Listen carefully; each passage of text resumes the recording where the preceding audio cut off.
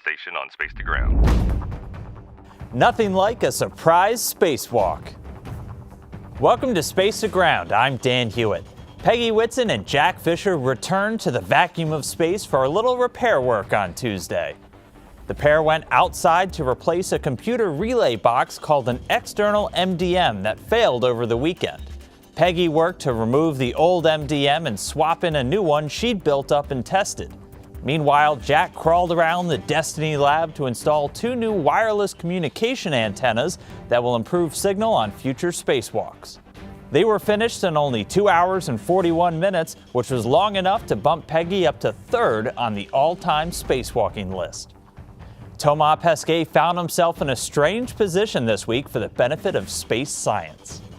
The GRASP experiment is trying to get a handle on the role gravity plays with the human nervous system and how we adapt to living in space. Using virtual reality and motion tracking, Thomas reached out for virtual objects, giving researchers a better idea of how important gravity is compared to other senses when trying to interact or pick things up in space. This could be hugely helpful in training astronauts for spacewalks, as well as giving a better understanding of hand-eye coordination in general for us on Earth.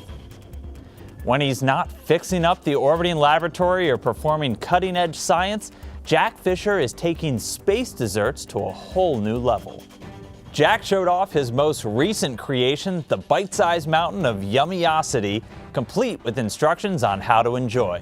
He and Thomas Pesquet also broke out some pudding for a spectacular zero-G snack. I've said it before, but if you aren't following Jack's awesome mission of awesomeness on Twitter @Astro2Fish, you really need to. Keep sending your questions using the hashtag #SpaceToGround. We'll see you next week.